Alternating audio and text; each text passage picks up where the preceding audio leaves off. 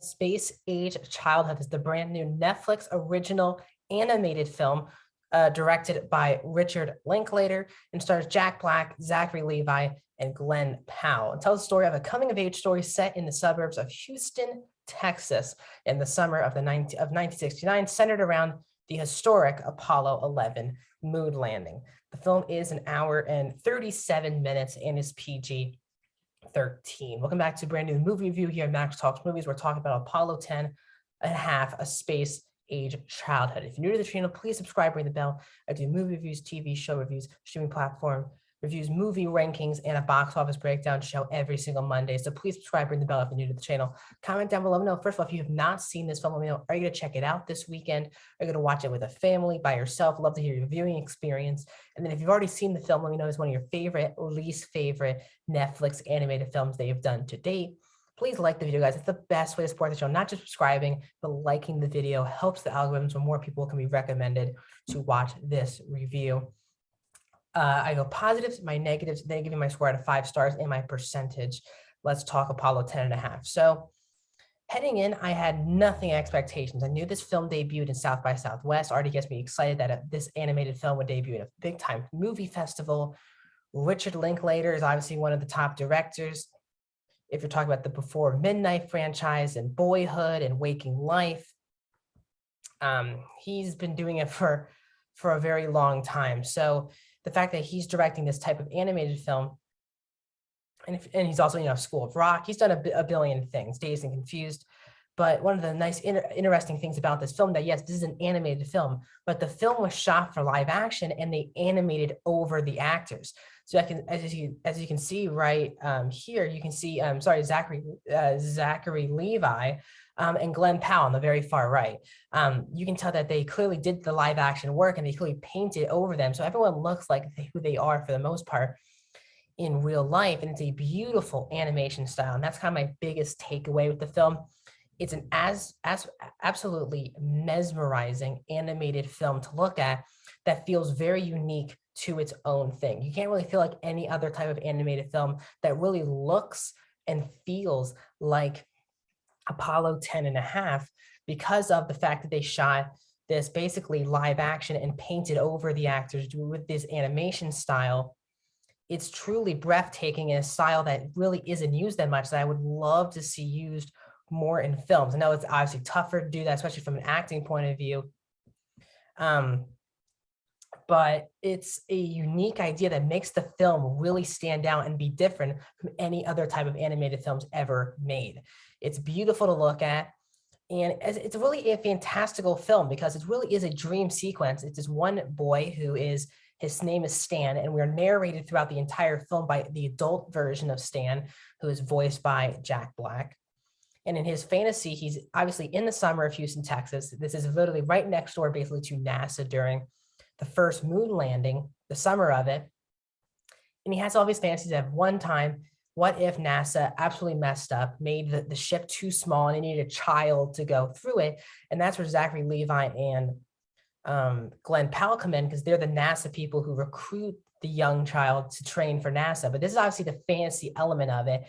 They go back and forth between the fantasy element of the kid wanting to be in space and the exploration of space, but also the real life story of this, kid growing up in this area, the nostalgia. This movie is absolutely full of nostalgia. And this is not just a children's film. As I said, it's PG-13. And I think a lot more people who grew up during this time, or especially if you were a kid during the 1969 moon launch, this will ring a lot more nostalgia for you than us. Again, for me, for example, I was definitely not alive for this. My parents weren't alive for this. So I actually still felt the nostalgia though, which I give a lot of credit to Richard Linklater. It really puts you back in that 1969 mindset really quickly because they explain all the different types of shows they're doing, the activities they do, the landscape of society, the future, the past, everything. They really give you a great viewpoint of what's going on in the world at the time of 1969 and what it's like to be a kid. And the fact that basically everyone in this area have people working for NASA, and how, yes, why do people always celebrate these astronauts that go to space? also because all these people are working on it and their jobs depend on the success of this mission that could take a day. You know what I mean? So it's really mesmerizing to watch because in this family, Jack Black's family, they have, younger Jack Black who is in the film. Jack Black is just narrating his childhood. I mean, Stan's childhood. Um, 6 kids, 2 parents, and one of the parents works for NASA. And the fact of everyone wanting to be interested in this launch, I just found it very mesmerizing and a totally different type of film that I was expecting. It was a complete mixture of nostalgia, fantasy element of this kid wanting to be in space, but also the reality of the situation, the Cold War happening, the space race, all these different things encompass this story, which I thought was really brilliant, very well directed, also really well acted and voiced, because most of this movie basically is narration. A good 80% of the movie is Jack Black's narration. He does a great job giving you a sense that he actually was this kid, this childhood narration, but also being now the older, wiser person, the mixture of both the fantasy element of doing it, but also understanding the situation now as an adult. And I thought Jack Black did a really great job embodying, talking about himself as a kid, but also understanding, look now, talking about his own childhood as an adult. And I thought that was one of the smarter elements of the film. All the other actors are doing a really good job, including the parents of the film and this lead kid as well. But it's really well directed, well shot, and the animation is amazing. I'm going into a couple of my issues that I have with Apollo 10½, and the fact that really the first 10 minutes of the movie open up with this fantasy element. The NASA people recruit him, and then it takes a bit of a 40-minute break from that storyline and goes straight into the reality of the situation, not the fantasy element.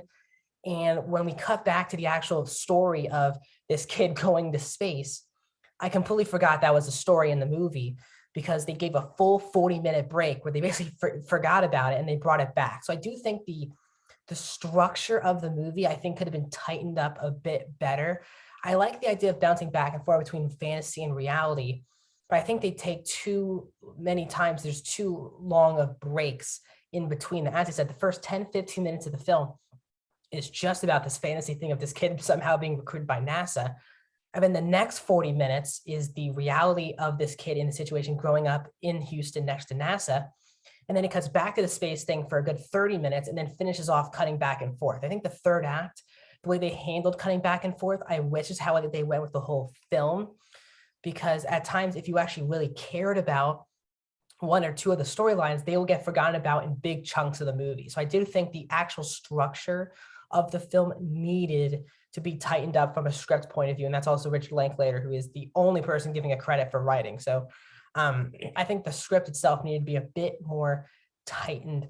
And as I say, I think the film is also a bit too slow. You can really feel for some reason the full hour 37 because it's basically all narration for the most part. It's very slow. You're just going through the things. And a lot of these things that this kid is going through aren't the most interesting. So at times when you're kind of bored of what this kid's actually doing, you can actually feel the runtime. But honestly, guys, I had a really good time with Apollo 10½, one of the most unique animated films that I've seen in the past couple of years. Is it the best animated film I've seen in the past couple of years? Definitely not. But beautiful live action to animation that was jaw-dropping to look at, and a story with tons of nostalgia and giving you that childhood view of the moon launch in 1969. So I'm going to give Apollo 10½, a 3.5 out of 5. I'm going to go 75% for Apollo 10½. Really good time with this. I highly recommend it, especially Netflix animated films always, for the most part, are pretty good. So I'd definitely check out this one. So that's my thoughts on Apollo 10½, A Space Age Childhood. Please like the video, subscribe, ring the bell, comment, all of those things. More videos are coming soon. See you guys soon.